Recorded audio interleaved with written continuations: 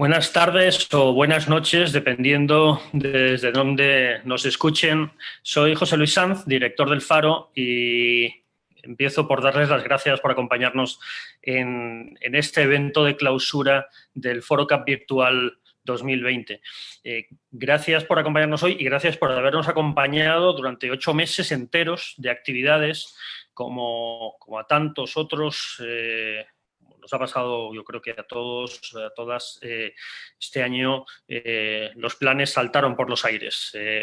Teníamos mucha ilusión por haber celebrado en mayo, como cada año, el Foro Centroamericano de Periodismo en San Salvador, reunir amigos, invitar a mentes, ideas, artistas, periodistas, expertos y expertas en múltiples temas y hablar sobre Centroamérica y sobre los temas globales.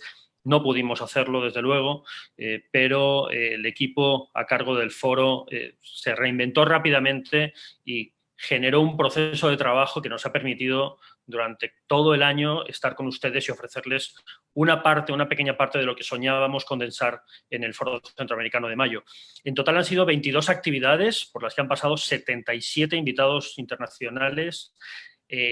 Nos han acompañado alrededor de 5.500 participantes en total y la cifra total de reproducciones que llevamos en estos momentos de los 22 conversatorios que hemos organizado supera ya las 220.000. Estamos hablando de probablemente el foro más grande, en realidad, que hemos organizado nunca, aunque haya sido a través de las pantallas y en estas circunstancias difíciles. Entonces, de nuevo, gracias por estar con nosotros en esta clausura, pero por haber estado con nosotros durante todo este año.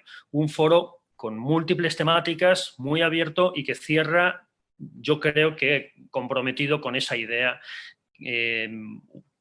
de amplitud temática, pero además de, aparte de, lógicamente, prestar debida atención a la pandemia, a los temas de salud, a los temas de política que determinan nuestras vidas este año y a menudo, y desde luego lo van a hacer los próximos años, nuestro compromiso ha sido siempre no perder de vista otros temas clave.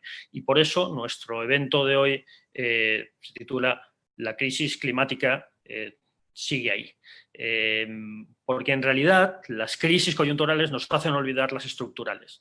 Y supuestamente estábamos por fin aterrizando en una conciencia de la gravedad de la situación climática en el país y la atención se nos enfocó, se nos perdió hacia otro lado. Pero hemos querido cerrar con otro tema estructural que nos atraviesa y que nos viene acompañando y nos va a seguir acompañando estos años. Y lo vamos a cerrar este foro además con un evento especial que va a durar 2 horas. En esta primera vamos a hablar de crisis climática, pero en la segunda queremos también hablar de música, de arte y celebrar. Hace 8 meses yo mismo abrí este foro virtual entrevistando a Diego Luna, a un artista y un amigo que está comprometido no solo con su arte, sino con el debate público en temas clave en la región. Y de México, de la parte más nórdica de América Latina, vamos a terminar en el sur. Vamos a terminar con un artista, Kevin Johansen, argentino, que también, no solo con su música, sino con su discurso y sus posiciones, nos alienta a discutir sobre temas clave. Y hoy lo va a hacer con Carlos Chirino, profesor de la Universidad de Nueva York. Este es el plan que tenemos preparado para ustedes. Yo no me alargo más, simplemente de nuevo les agradezco que nos acompañen. Ojalá disfruten lo que tenemos preparado para ustedes y les dejo con Joseph Zárate. Joseph Zárate, un gran amigo, periodista extraordinario peruano, ganador del premio Gabriel García Márquez en 2018, un cronista excepcional y un editor insultantemente joven que representa lo mejor del periodismo, no solo actual, sino del que viene. Joseph, gracias por aceptar moderar esta mesa de clausura. Hola José Luis, muchas gracias por la invitación. La verdad que para mí es un tremendo gusto, un honor. La verdad que me emociona mucho poder participar de este evento, que por ahí, como he leído por las redes sociales, es como el Coachella del periodismo latinoamericano. No sé quién lo escribió por ahí en redes, pero nada, muchas gracias por eso, por esta invitación, por este espacio que han creado ustedes con los amigos del Faro, en la redacción. Y nada, yo creo que ahora vamos a tener una conversación muy interesante con Erika Sánchez y con Isabel Cavalier, las voy a presentar en un ratito. para poder conversar sobre, como bien dijiste, José Luis, un tema que atraviesa sobre todo las estructuras de cómo están construidos nuestros países y nuestras sociedades, ¿no? Entonces yo les estoy saludando desde Lima, Perú.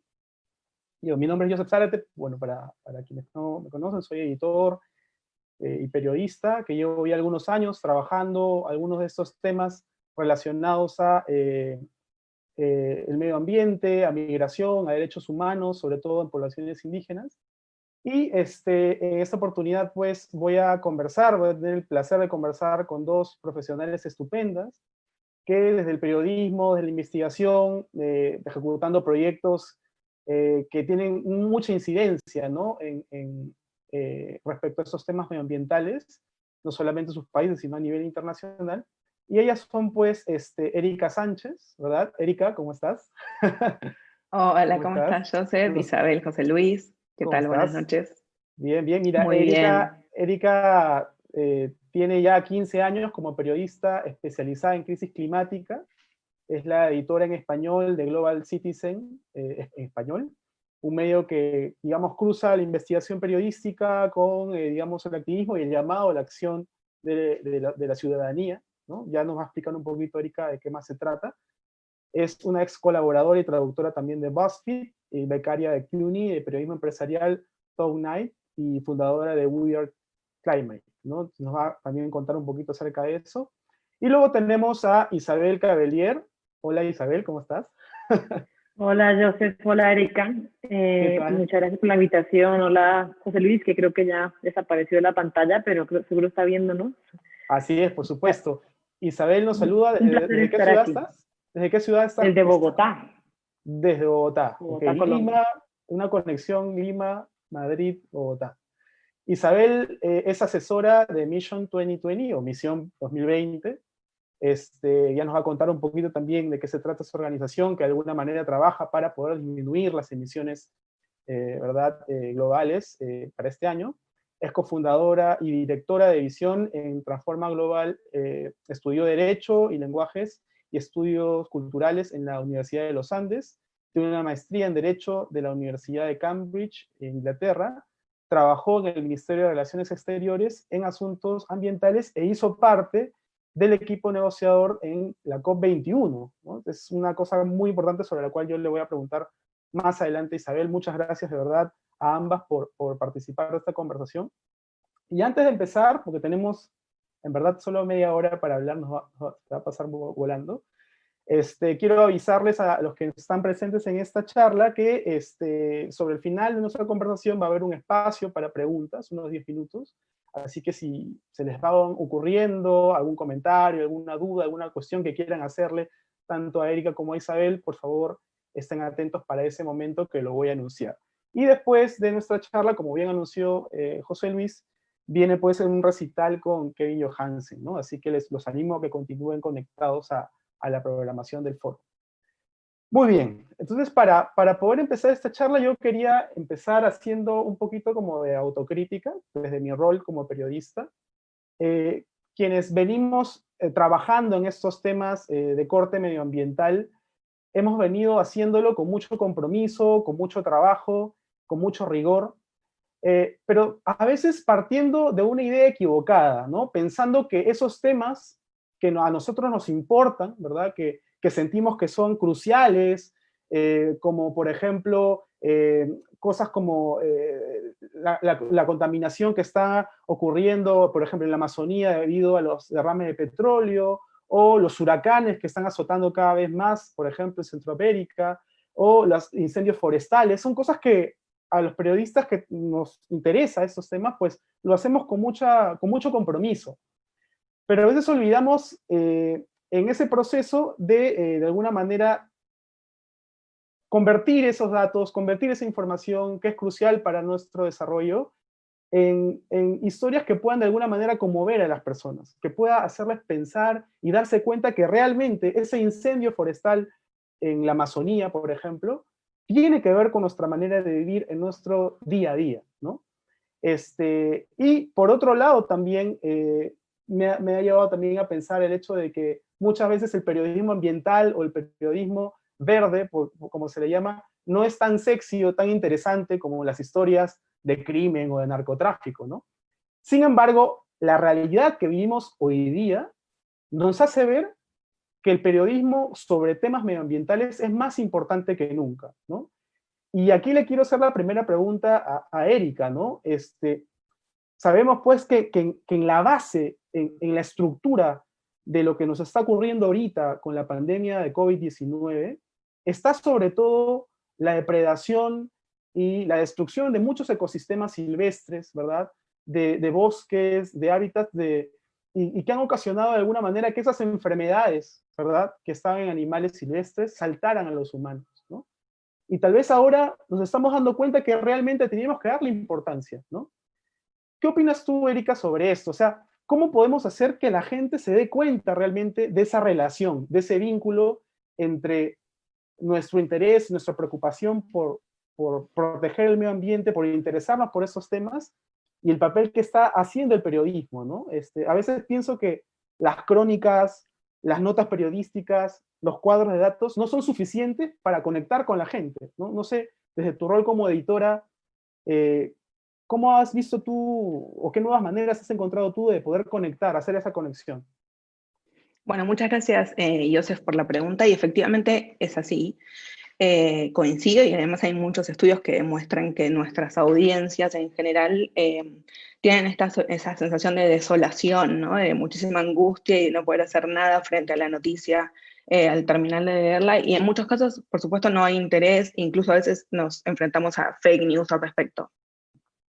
Pero nosotros desde Global Citizen y desde lo que vengo haciendo desde hace muchísimos años, me gusta encontrar algo que tiene que ver con el periodismo de soluciones. ¿Esto qué significa? Significa educar a la audiencia a través de la información, para traducir en algunos casos números que son muy complejos de entender para ellos, y finalmente que terminen de entender lo siguiente: todos podemos hacer algo y nos afecta absolutamente a todos. Y ese creo que es el principal rol que tenemos los periodistas medioambientales hoy en día. Lo segundo tiene que ver con el trabajo que hacemos puntualmente en Global Citizen, que en realidad es una plataforma en donde al trabajar con la agenda de los objetivos de desarrollo, un poco lo que terminamos haciendo es involucrar a las audiencias para que tomen acción directa sobre estos temas. Nosotros a lo largo de los años lo que fuimos viendo es que hay muchos jóvenes, y puntualmente lo hemos visto en las calles con todas las manifestaciones en los últimos años, diría el año pasado más que este por la pandemia. Hay mucha gente que quiere hacer algo al respecto y no sabe qué hacer. Entonces nosotros les brindamos esa plataforma y además los premiamos, hablando desde un lenguaje universal que es la música. Nosotros entendemos que la música nos une a todos a nivel mundial. Entonces lo que hacemos es, los educamos con la información, pero les decimos inmediatamente en el mismo artículo en el que estamos hablando de un tema urgente o grave de agenda: esto es lo que puedes hacer al respecto. Puedes tomar esta acción directa como tuitearle a un político o enviarle una carta a, por ejemplo, los líderes de la Unión Europea que se reunieron la semana pasada. Bueno, eso puntualmente es lo que hacemos desde Global Citizen. Después los premiamos con puntos por habernos dado parte de su tiempo y por haber tomado acción. Y finalmente entendemos que tenemos muchos artistas que también están involucrados en estas temáticas y que les preocupan estas temáticas, y también los hacemos parte de este movimiento. Entonces creo que es interesante lo que decís, porque en realidad se puede hacer mucho, y los números y las métricas al final nos terminan demostrando que no todo tiene que quedarse simplemente a veces en un artículo periodístico y nada más, sino que muchas veces eso puede tener un impacto real si hacemos un seguimiento después de en qué terminó este artículo y esta información. Por supuesto, ¿no? Bueno, imagino que la gente que está escuchándonos ahora, la mayoría son colegas nuestros, periodistas, comunicadores, gente que trabaja sobre todo con el lenguaje en sus diversas plataformas para comunicar esto, ¿no? Entonces, creo que es importante pensar un poquito más allá del texto, ¿no? Pensar un poquito más en estas estrategias como tú las mencionas. Entonces, el periodismo cumple un papel muy importante de comunicación en ese sentido, para que los ciudadanos podamos tener la información y gobernar nuestro propio destino, ¿no? Poder gobernar de alguna manera nuestras vidas. Sin embargo, hemos visto también que de poco sirve esto si quienes nos gobiernan, ¿verdad? Nuestros países, no tienen clara esa prioridad, ¿no? Un ejemplo de ello es el negacionismo peligroso de políticos, por ejemplo, como Trump, ¿no? En Estados Unidos, que en un momento llegó a decir que el cambio climático es una farsa, ¿no? Bueno, después se desdijo, ¿no? Pero creyendo eso. Luego Bolsonaro en el sur, ¿verdad? En Brasil, que también, digamos, de alguna manera negaba o niega hasta el día de hoy las consecuencias de la acción de las industrias y del hombre, ¿no? Creyendo un poco que el cambio climático es más bien una cosa de activistas que gritan, ¿no? Que son posturas que obviamente terminan beneficiando a las grandes industrias extractivas, siguen aumentando la depredación. Y en ese sentido yo quería hacerle la siguiente pregunta a Isabel, ¿no? Tú que has trabajado, Isabel, en el Ministerio de Relaciones Exteriores de Asuntos Ambientales, entiendo que tu país, y también has formado parte del equipo negociador en la COP21, ¿verdad? Estas negociaciones climáticas. ¿Cuál sientes tú que es el mayor obstáculo, ¿no? En esas negociaciones que has encontrado, ¿no? El mayor obstáculo. ¿Por qué es importante que desde los estados se utilice, por ejemplo, el trabajo o este material que utilizan los periodistas, la evidencia científica, la información fact-chequeada, etcétera, para poder de alguna manera colocar esos temas en la agenda de los gobiernos, ¿no? ¿Cuál es tu opinión sobre eso?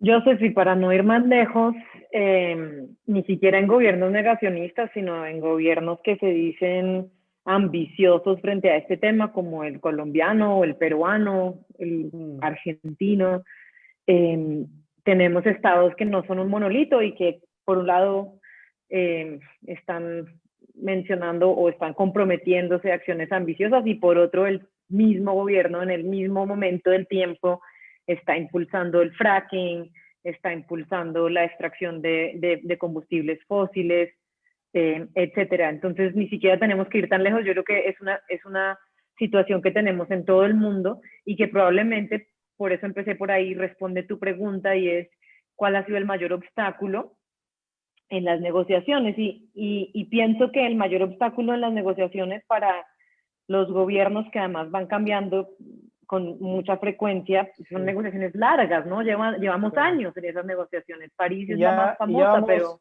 COP21, COP22, COP23, COP24, COP25. Sí, exacto. Y en verdad hay como una en Lima, sensación... en tu ciudad. Así es. Sí, Y hay como una sensación años, hay como una sensación de que no está funcionando, ¿no? Esos acuerdos sí, simplemente quedan pero letra bueno, muerta. eso es lo quisiera yo retar. Creo que sí lleva mucho tiempo y hay una visión que dice no está funcionando. Yo creo que en ciertos aspectos está funcionando. Pero primero te respondo a la pregunta que me hiciste y es, ¿cuál es el mayor obstáculo? Yo pienso que el mayor obstáculo es que los gobiernos enfrentan grandes paradojas, porque el cambio climático o hacer frente al cambio climático realmente es una cuestión profundamente económica, más que ser una cuestión únicamente ambiental.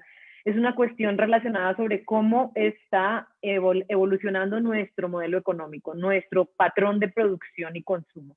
Y en todos los países, no solamente en América Latina, pues hay grandes decisiones que tomar que implican lo que en inglés se llama un trade-off o un toma y dame para la economía, es decir, favorezco un sector u otro, y en este caso, en el corazón de esto está la política energética, que es la relacionada con el consumo de combustibles fósiles. Claro, en países como Colombia, Brasil, Perú, el problema grave es relacionado con la deforestación y en el sector agropecuario, pero también tenemos problemas con el uso y consumo, pues, y la extracción de combustibles fósiles que produce dinero en el corto plazo, da cash, ¿no? Cash flow, pero pues nos está matando en el mediano y largo plazo. Entonces, para gobiernos que son de corto plazo, ningún gobierno dura más de, no sé, 4, 5, 6 años, los que más duran son 8 tal vez, pues es un espectro temporal corto, ¿sí? Tienes un gobierno de 4 años que lo que quiere es producir resultados en el corto plazo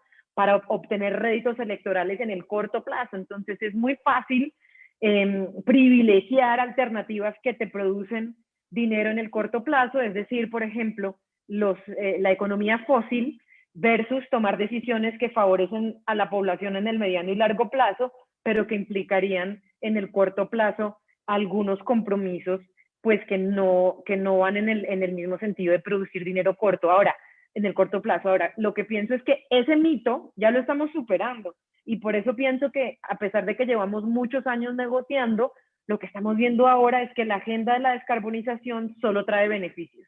Y uniéndolo con tu primer punto de cómo llegarle a la gente, siento que la pandemia nos ha mostrado mucho eso, que la emoción vinculada con mi día a día está más en temas como salud, ¿no? La salud nos importa un montón, digamos, todo el año cubriendo la pandemia es una cosa que es como, por favor, una noticia más de la pandemia y ya, ¿no? Se nos rebosa la copa, pero a la gente no le cansa eso porque es su día a día, es que yo estar saludable hoy. Y la verdad es que cuando lo miras, la agenda de la descarbonización te está generando beneficios hoy en la salud, hoy de la población hoy, no es a las 5 generaciones adelante, es hoy. Yo quiero tener una ciudad con aire limpio, yo quiero tener una ciudad donde respiro bien y eso implica descarbonizar el transporte. Yo quiero vivir, quiero comer comida sana, quiero comer comida fresca, yo no quiero comer no sé, yo estoy en Bogotá, yo no me quiero comer una pera que viene de Chile, quiero comerme una pera que viene de la sabana de Bogotá que está fresca. Eso implica descarbonizar las cadenas de producción agropecuarias. Y así, te he dado dos ejemplos, pero son infinitos los ejemplos, en donde vemos que la agenda se convirtió realmente en una agenda de beneficios, y donde ese argumento anticuado de es que ahora nos tocará, digamos, comprometer o condenarnos a tener menos en el presente para poder lograr un futuro mejor, creo que está ya echado a recoger. Y en ese sentido, siento que París, que fue en el 2015 y que fue esa famosa COP21, logró una cosa muy importante y fue generar ciclos de momentum político. En este momento estamos en el quinquenio de París, se cumple el primer ciclo ya previsto en el tratado, en el que todos los países tienen que volver a la mesa, según el tratado, con más ambición. El sistema de París está hecho así, para que volvamos cada 5 años a la mesa con más ambición. Y termino con esto, ¿por qué es tan importante este periodismo y sobre todo el que hace, por ejemplo, Erika, que tiene soluciones y sobre todo involucramiento ciudadano? Es que esos ciclos de 5 años se alimentan de presión ciudadana durante esos 5 años, avance en la economía en esos 5 años que muestra que los gobiernos pueden avanzar. Para que los gobiernos puedan avanzar, ningún gobierno realmente avanza y se compromete más si no ve que su ciudadanía está activa y pidiendo y diciendo, esto me interesa, esta es mi agenda, y que el sector privado le dice, yo quiero descarbonizar porque para mí es un buen negocio. Y eso fue lo que vimos en estos 5 años. El progreso de la economía ha sido tal, la voz de la ciudadanía se ha alzado de forma tal, que muchos gobiernos están volviendo a la mesa a decir, sí, quiero más. Y eso lo estamos recogiendo hoy. En este quinquenio las noticias pues son en ese sentido esperanzadoras. Por supuesto, muchas gracias, Isabel. Y hay una cosa que a mí me interesaba mucho, que se utiliza mucho en el lenguaje, precisamente ahora relacionada a estas negociaciones y cómo los gobiernos de alguna manera intentan trabajar para alcanzar lo que se llama hoy en día la justicia climática, ¿no? Que es un término que de repente no todos conocen, pero tiene que ver con pensar el cambio climático más allá de solamente un problema ambiental o de la naturaleza, ¿no? Sino pensar que en realidad tiene que ver con un problema ético, un problema político, ¿verdad? Que ataca sobre todo, digamos, reducir esa brecha de desigualdad, de violación de derechos humanos, ¿verdad? Por eso me parecía importante iniciar la conversación con esto, ¿no? O sea, en realidad el periodismo que toca los temas medioambientales es, para mí, como yo lo veo, es el periodismo del futuro, ¿no? De los asuntos que nos van a tocar cada vez más en los próximos meses o años, ¿no? Y yo quería traer un ejemplo a colación para poder hacerle una pregunta también a Erika sobre esto. Yo hace un par de meses publiqué un artículo en el New York Times sobre cómo en la Amazonía de mi país, en la Amazonía del Perú, precisamente en los meses de pandemia, en la primera mitad de este año, mientras los peruanos estábamos protegidos aparentemente en nuestras casas, en la selva peruana ocurrieron 14 derrames de petróleo, ¿no? Que contaminaron las chacras, contaminaron los ríos de cientos de familias de poblaciones indígenas, ¿no? Y que además no tienen medicinas, no tienen presencia estatal, y que muchos de ellos pues se contagiaron de COVID-19, ¿no? Entonces, la contaminación con petróleo y encima la pandemia, ¿no? Y yo traía a colación esta cuestión de la justicia indígena, porque para este artículo yo entrevisté a un líder de la nación quichua, ¿no? Que se llama Elmer Walinga, y yo le preguntaba a él, oye, ¿tú cuándo crees que esta situación cambie? ¿No? ¿Cuándo crees tú que esta situación cambie? Y él me dijo algo muy interesante, ¿no? Y con eso quiero hacerle un comentario a Erika, ¿no? Sobre su trabajo como editora. Él me dijo, esto va a cambiar cuando la vida de un indígena y la vida de un occidental valgan lo mismo, ¿no? Entonces yo me ponía a pensar en quiénes son los que realmente pagan el precio, ¿verdad?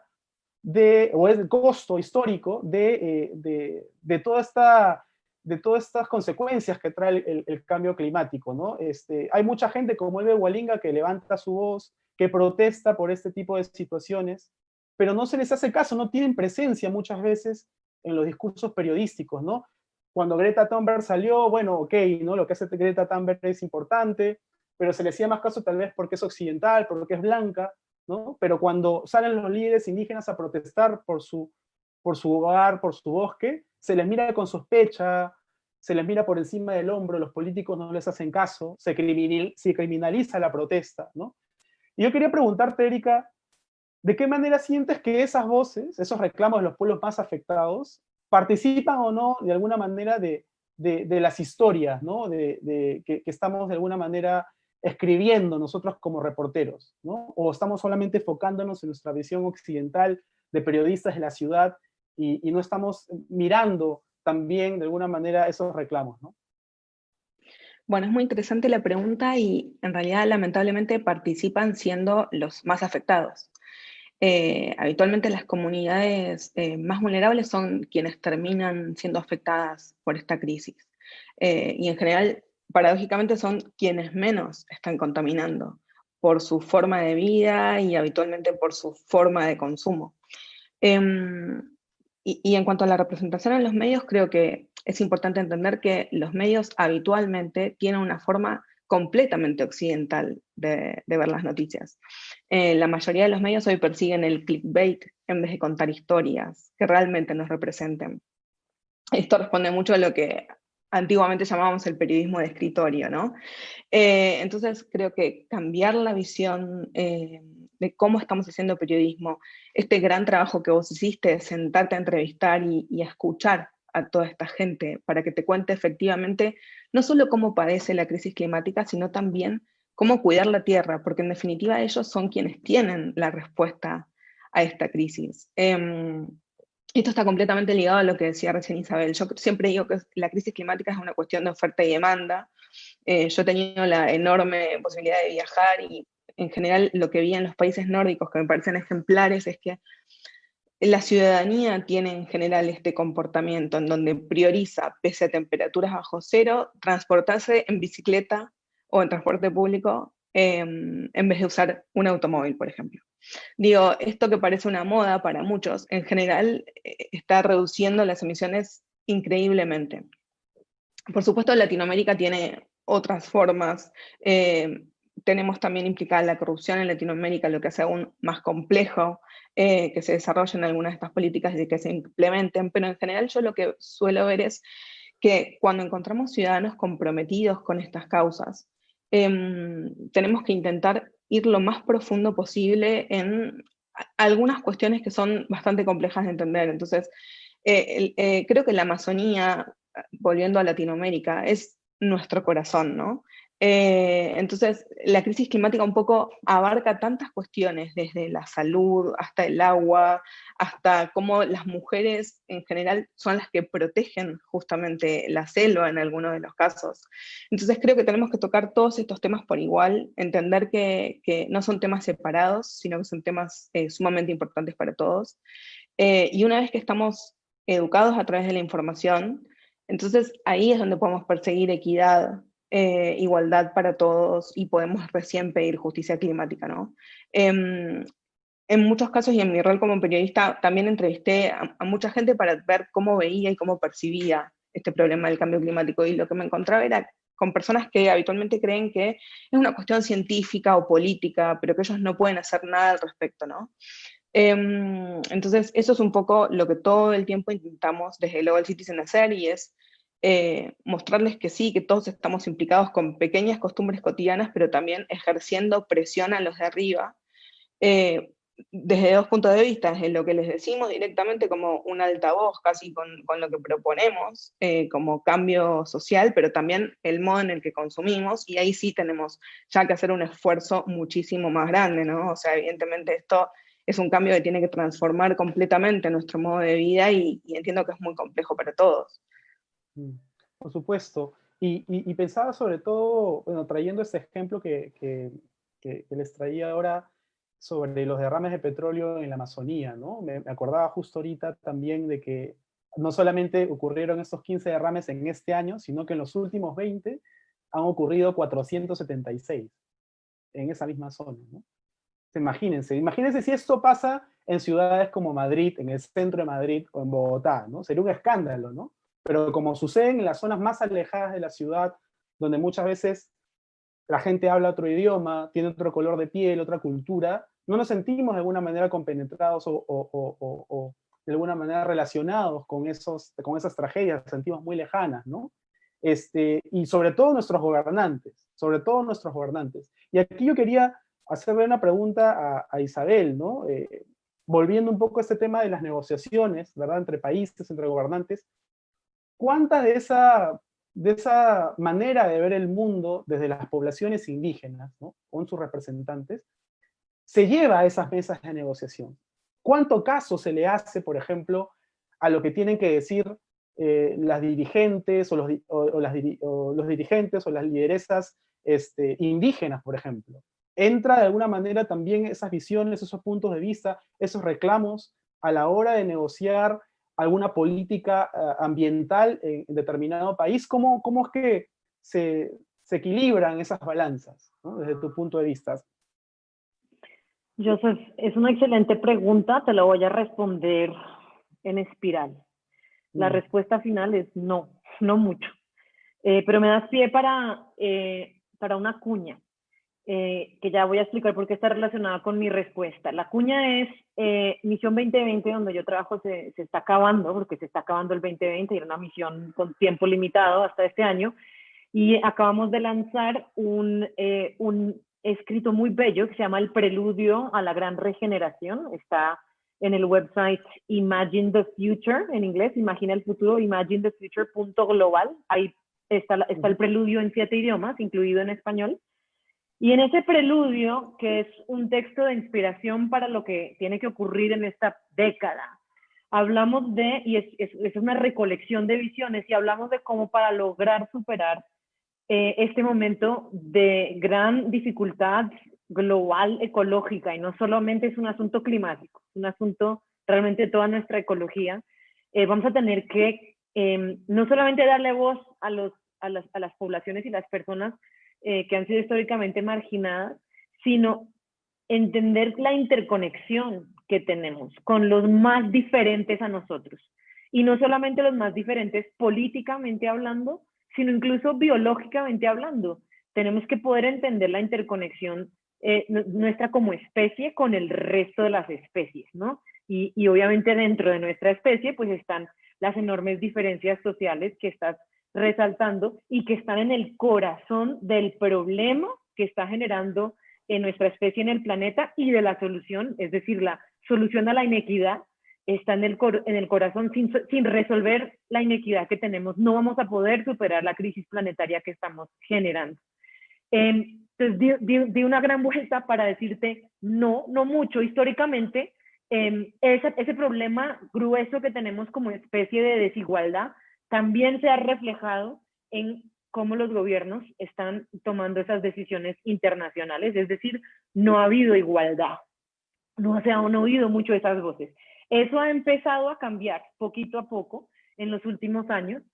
Hay una plataforma ahora acordada en ese proceso multilateral para, digamos, la escucha de las voces indígenas. Yo creo que es un paso muy tímido, es 1 milímetro de avance respecto de lo que realmente sería de forma seria tener en cuenta esas voces. Y también diría yo que eso no es solo un problema multilateral, sino de los gobiernos a nivel doméstico también. ¿Cuántos de nuestros gobiernos a nivel nacional tienen, pues tenemos yo creo que en muchos países legislaciones bastante avanzadas, pero que en la práctica nos estemos como compenetrando con todas nuestras poblaciones indígenas para la toma de decisiones de gobierno? Creo que es muy poco, los ejemplos son poco. Pero y siento que eso tiene que mejorar mucho en el futuro. Siento que las COPs, ahora vamos a la COP26, que se pospuso de este año al año entrante por COVID, que va a ser en Inglaterra. Es una COP que yo siento que marca el inicio de una década donde vamos a ver un florecer distinto que estamos construyendo todos, incluso hoy, a partir de esta llamada y de muchas otras. Y que es una COP en la que vemos que ya lo que importa no es solo ni tanto lo que los gobiernos se sientan a negociar, sino que lo que importa es el florecer de las 1000 flores que llegan a ese momento de encuentro global. Si ya no estamos todos cubriendo, si se fijan en las COPs, la historia de lo que se cubre, como los periodistas en qué es lo que están pendientes durante las COPs, si vas hace 10 años, cuando yo empecé, o hace un poco más de 10 años a ir a las COPs, todo el mundo andaba detrás de la negociación del texto, ¿no? ¿Qué es lo que dijo este texto? ¿Qué dijo este otro? Y si tú ves la evolución de eso a hoy, lo que está siendo interesante cubrir en las COP ya no es tanto eso, sino las 1000 otras cosas que están ocurriendo en ese mismo espacio, en ese mismo momento, los anuncios que están ocurriendo, los encuentros que están ocurriendo, desde las empresas hasta los encuentros de la sociedad civil, hasta Greta, pero también las otras personas, hasta, no sé, Chille Bastida, que quería estar hoy, no sé si al fin, creo que no pudo, pero muchos otros activistas, Greta no es la única, aunque tiene un inmenso crédito, no es la única.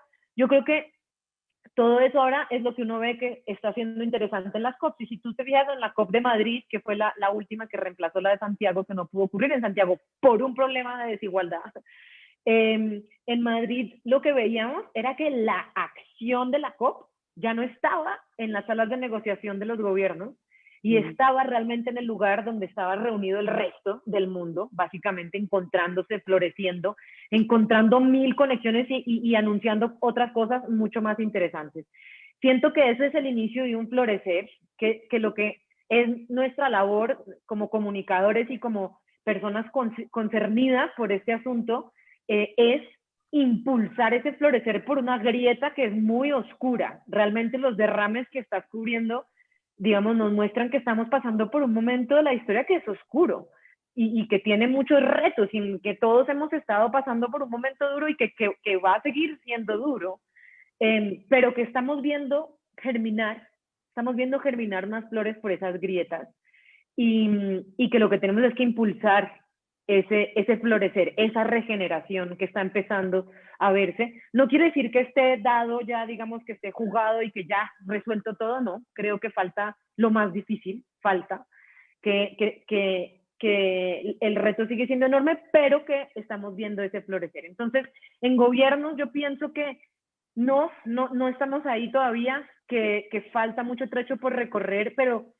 que los gobiernos van a reflejar el espíritu de la ciudadanía generalmente, ¿no? Si tenemos gobernantes que han sido tocados por experiencias como la que tú has tenido, por ejemplo, de ir a conversar con una persona, con un líder indígena en el Amazonas, su forma de reaccionar probablemente sea distinta, y vamos a tener que ir germinando eso, vamos a tener que ir convirtiéndonos en el compost que fertiliza ese movimiento hasta llegar a las esferas más altas del gobierno. Vamos a tener que convertirnos en la esfera más alta del gobierno nosotros, a la vez que vamos fertilizando ese movimiento.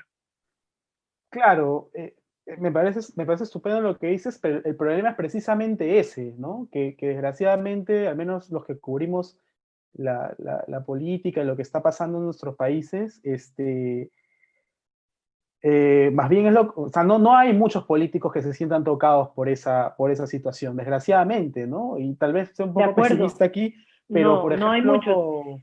Sí. Y estoy de acuerdo contigo, qué pena te interrumpo, Joseph. Yo creo que no hay muchos, y creo que tenemos que convertirnos en ellos. Sí, vamos a esperar que eso cambie. Sí, yo quería comentar, ¿no? O sea, por ejemplo, hablando de algo concreto, este acuerdo de Escazú, ¿no? Que es un acuerdo muy importante, de alguna manera permite tener información, pero también proteger, ¿no? El medio ambiente y ciertos recursos naturales en nuestros países. Mi país no lo firmó, por ejemplo, no lo ratificó, pero mejor dicho, no lo ratificó porque el Congreso de la República decidió no hacerlo bajo presiones de los gremios empresariales, aduciendo que se va a vulnerar la soberanía del país, etcétera, ¿no? Y no se ratificó. No entiendo no sé si Colombia ya lo ha ratificado también o está en proceso de eso. Han sido muy pocos, ¿no? Y me parece que claro, lo que tú dices es una cosa que se esperaría, pero desgraciadamente la realidad te arroja otra cosa, ¿no? Y hay una cosa que yo quería reflexionar también volviendo un poco al papel que cumplen las comunidades indígenas y las poblaciones nativas en proteger estas zonas de los bosques y los valles, de cómo, por ejemplo, en el Perú, disculpe que sea tan autorreferencial, pero es lo que yo más estoy cubriendo, ya han muerto asesinados 5 líderes ambientales, por ejemplo, ¿no? Defendiendo su territorio, ¿no? Y según entiendo por cifras de Global Witness, mueren 4 líderes ambientalistas a la semana, ¿no?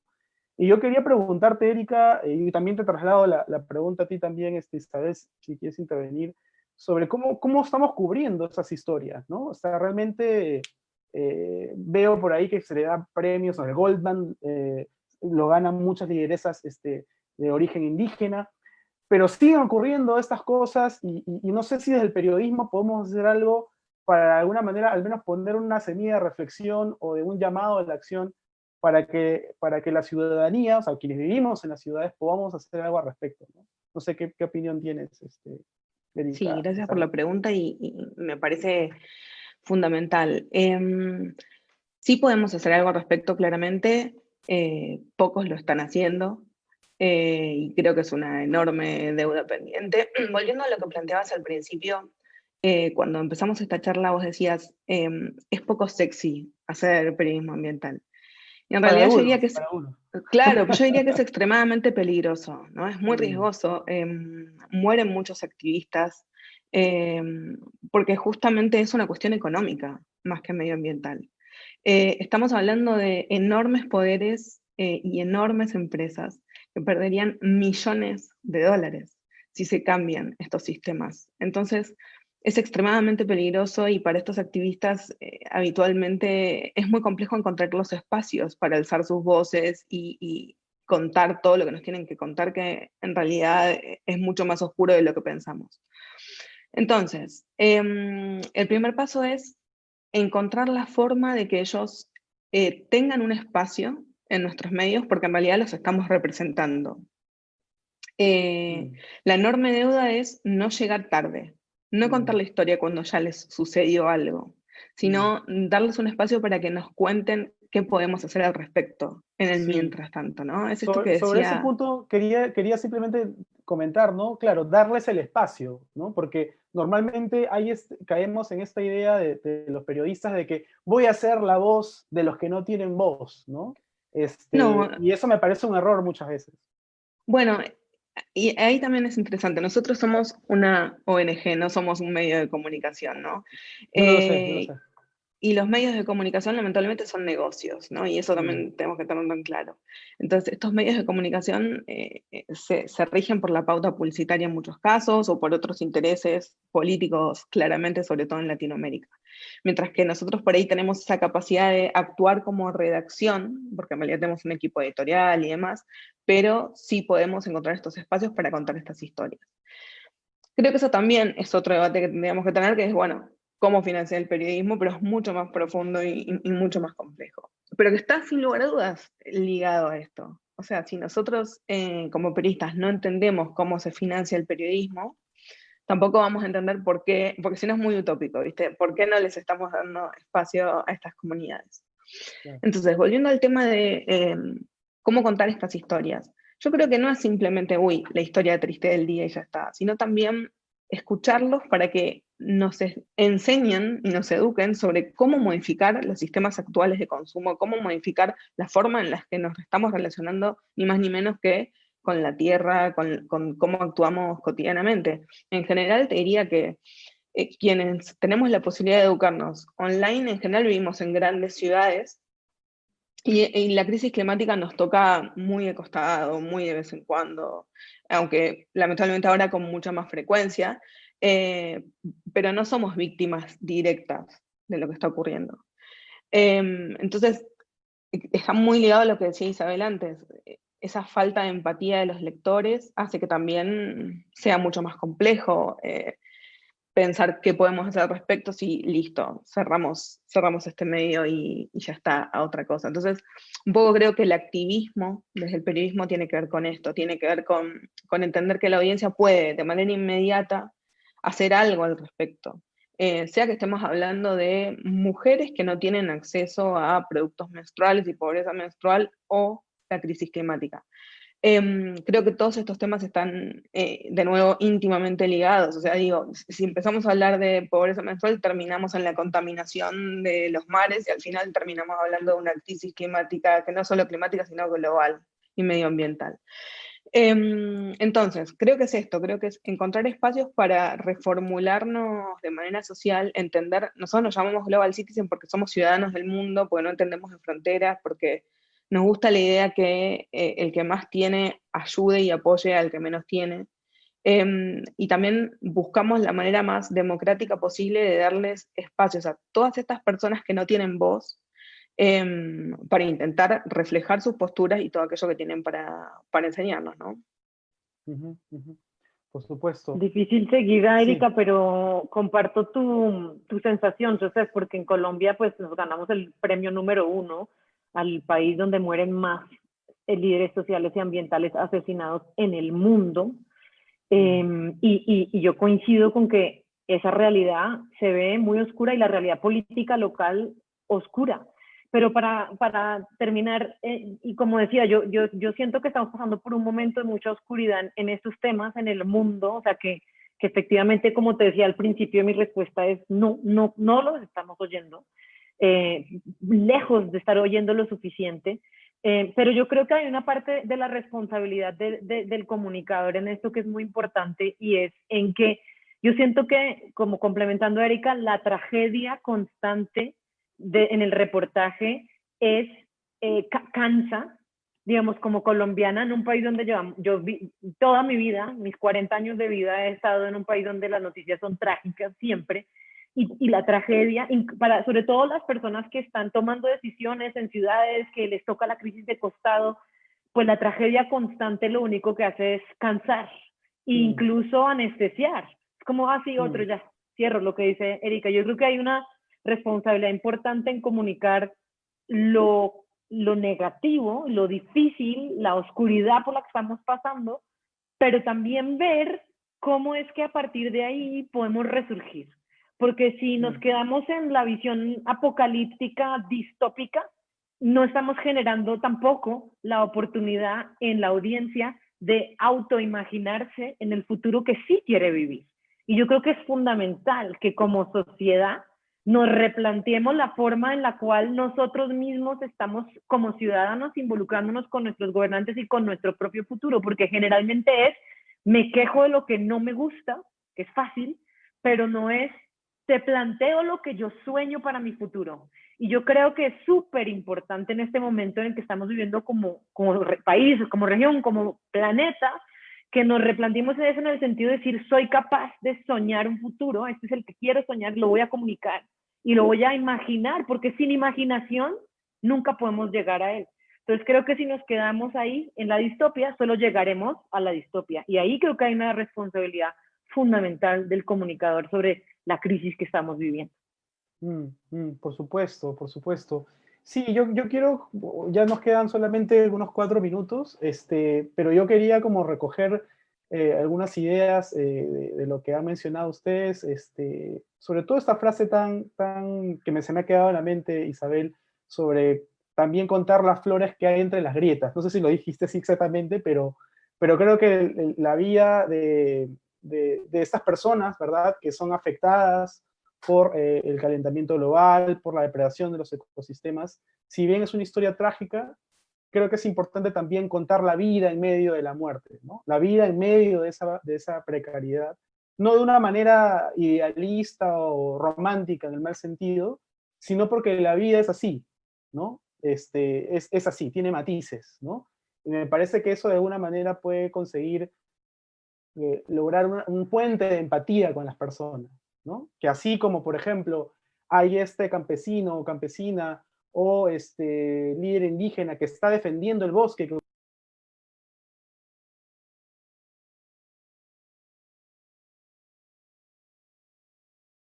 historias desde el periodismo,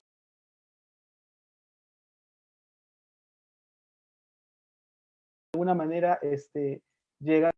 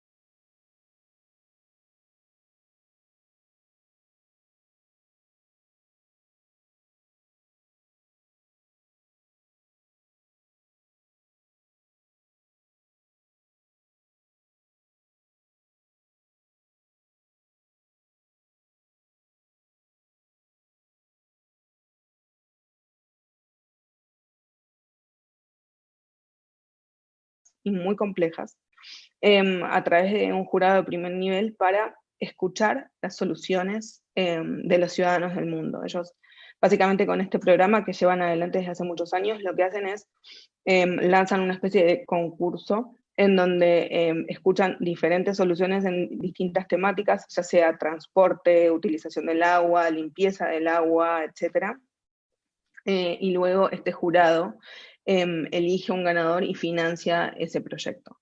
Me parece que esa es una idea interesante, que va mucho más allá de debatir y de seguir hablando de lo mismo, sino también de escuchar propuestas que muchas veces se quedan en la nada, justamente por esto, por falta de apoyo. Y me parece que a esto se suman algunos otros espacios empresariales. Hoy ya se pueden ver incluso aceleradoras, digamos, de startups de ese ámbito que ya están financiando proyectos exclusivamente de cambio climático, incluso las más importantes en San Francisco, por ejemplo, Y Combinator ya lo está haciendo. Me parece que eso también es interesante que la ciudadanía lo sepa, digamos, si alguien tiene un proyecto puntual que quiere llevar adelante, saber que existen esos espacios es vital, porque muchas veces esas ideas no encuentran ni ven la luz por falta de estos conocimientos. Entonces me parece que eso sería muy interesante, sobre todo en Latinoamérica, en donde sí hay muchísima creatividad, ¿no? Gracias, Erika. Isabel. Gracias por la pregunta, Matías. Yo diría que una de las principales responsabilidades reside en la academia, porque quienes están allí son las personas que tienen el lujo de mover las fronteras del pensamiento. Y sin eso nos vamos a quedar estancados en donde estamos. Para mí últimamente ha sido, y esa es una de mis experiencias de pandemia, ha sido iluminador sentarme a leer libros más profundos producidos por académicos que son autores que solo están dedicados a pensar, porque justamente de allí es que logra las personas que no estamos en la academia, pues abrir el horizonte del pensamiento a ir un paso más allá. Yo creo que en cualquier ámbito del conocimiento, esa responsabilidad de hacernos mover esa frontera del pensamiento un paso más allá es crítica. Y la forma de comunicarlo puede ser cualquiera. Obviamente las alianzas entre la academia y quienes son expertos en comunicar son fundamentales para eso, sin nunca olvidar ese rol de ayudarnos al resto, que no estamos con ese tiempo de sentarnos a pensar y a leer, que es un lujo real. ¿Cómo empujamos esa frontera? ¿Cómo llegamos a la solución que nadie más había pensado? cómo nos imaginamos como especie de formas que nadie se había imaginado que nos podíamos imaginar, cómo conceptualizamos las relaciones nuestras con lo otro, con el otro, con la otra, con las otras especies, con el ser indígena, con el ser occidental, con el río, con el virus, de formas que nunca se nos habían ocurrido. Y eso realmente es una responsabilidad que nadie más realmente puede ejercer y que siento que la academia tiene en su corazón. Y sin ello probablemente no lograremos florecer como especie a través de esta grieta grande que estamos viviendo. Por supuesto. Gracias, Isabel. Gracias, Erika. Creo que como un poco para cerrar la charla, creo que es importante lo que dicen ustedes, sobre todo porque, y aquí hablo como periodista, creo que nosotros como reporteros podemos ser ese puente, ¿no? De poder traducir esa información, esos datos, ese conocimiento y convertirlo en experiencia para los lectores, ¿no? Convertir ese dato en un conocimiento, en una experiencia que pueda como hacernos pensar y de alguna manera, ojalá, mi lado optimista me dice que ojalá que el público pueda estar más atento a estas cuestiones y podamos hacer nuestra sociedad un poquito más justa, ¿no? Sobre todo para las poblaciones que más padecen esto, ¿no? Muchísimas gracias, de verdad ha sido un placer hablar con cada una, con Isabel, con Erika, y muchas gracias a los chicos del Faro, a periodistas valientes, valentísimos, que yo admiro un montón. Está José Luis, y bueno, solamente decirles pues muchas gracias por estar ahí presentes, por hacer sus preguntas y estar atentos, y bueno, ya se viene en un ratito el recital de Kevin Johansen para que se sigan conectando. Muchas gracias. Gracias, gracias Erika, Isabel y Joseph por esta conversación, que evidentemente es el comienzo o la continuación de una conversación que ojalá nos acompañe por mucho tiempo. Desde ya espero que podamos teneros, como decíamos al principio, en San Salvador más pronto que tarde, para seguir conversando, pero mientras eso no sea posible, seguiremos a distancia. Desde luego os aseguramos que en el Faro, aunque es un tema en el que, por desgracia, ya hago mea culpa y os escuchaba, y desde luego coincido en que la labor de los medios y la escala de prioridades tiene que cambiar en cuanto a la importancia de este tema, que yo siempre digo que en los viejos periódicos se incluía en las secciones, digamos, consideradas a veces periféricas, ¿no? Por desgracia, en esa jerarquía malvada de las secciones, pero lo cierto es que ahora que las secciones ya no existen, seguimos sin terminar de revolucionar del todo nuestras jerarquías informativas, y que empiezo con el mea culpa. Ojalá veáis también un Faro más involucrado en este tema, y contamos con ustedes. Gracias por ser parte de la clausura de este foro, y como decías, Joseph, seguimos en unos minutos con Carlos Chirinos y con Kevin Johansen, pero antes les dejo unos instantes con un breve resumen de estos 8 meses, 22 actividades, 77 invitados, muchísimos temas, muchísima conversación en el Foro Centroamericano de Periodismo, este año virtual 2020. Vamos con un breve resumen de estos 8 meses.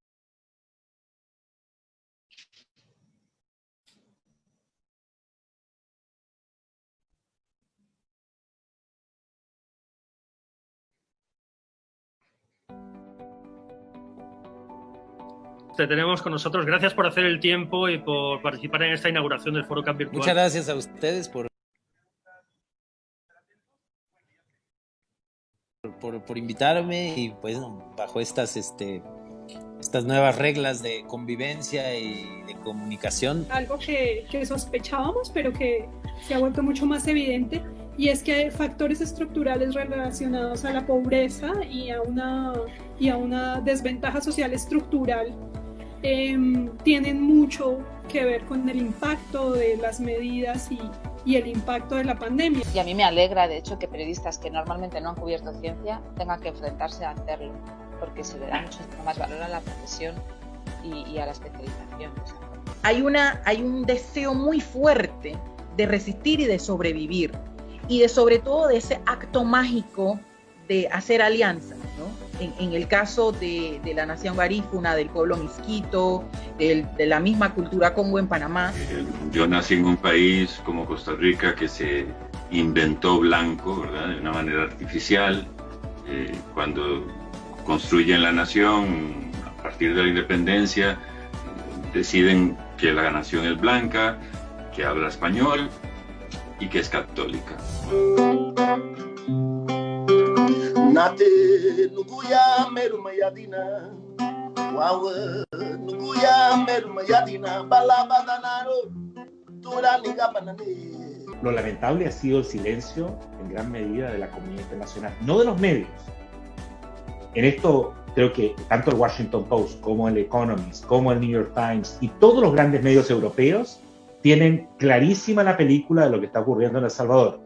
Sin embargo, quien brilla por su ausencia en esto es, por ejemplo, la OEA o el secretario general de la OEA. El coronavirus se ha llevado los titulares principales en las agendas de noticias de medios centroamericanos y del mundo, pero ¿qué ha pasado con este tema en la región? Luego, temas relacionados con mujeres, los índices de violencia intrafamiliar han aumentado muchísimo, las denuncias y luego también el acceso a los servicios de salud sexual y reproductiva. Sí dibujo y es algo con lo que, o sea, es una herramienta que me ayuda a lidiar profundamente con la ansiedad. Más allá de dibujar la ansiedad por dibujar la ansiedad, uno lo que trata de hacer es ordenar la cabeza escribiendo, ordenar la cabeza dibujando. Y de hecho yo siempre me sigo considerando periodista, pero hay otra cosa que es que contamos historias y no es tan diferente, es diferente porque en el periodismo estás contando la realidad y en ficción te la inventas. Aparece esta historia, es como revisitar todo ese archivo de lo que pasó con ese robo, de unos billetes los billetes que se robaron tuvieron que salir de misión. A mí, yo soy mexicana, soy inmigrante, soy periodista, yo soy la enemiga de este presidente y eso es un tema que en relación al latino y latina es central. Y todos los periodistas que estamos aquí lo sabemos, es un votante ignorado totalmente. El poder lidiar con estos desafíos de largo plazo en la región requieren de darle prioridad otra vez a lo que es el tema de la gobernanza y la lucha contra la corrupción. Que todavía nos hace falta mucho camino que recorrer para que las personas comprendan lo que quiere decir dentro de la identidad de una persona que yo no le reconozca su nombre, no le reconozca su documento de identidad y por ende le niegue otra serie de derechos como es el acceso al trabajo, a la salud.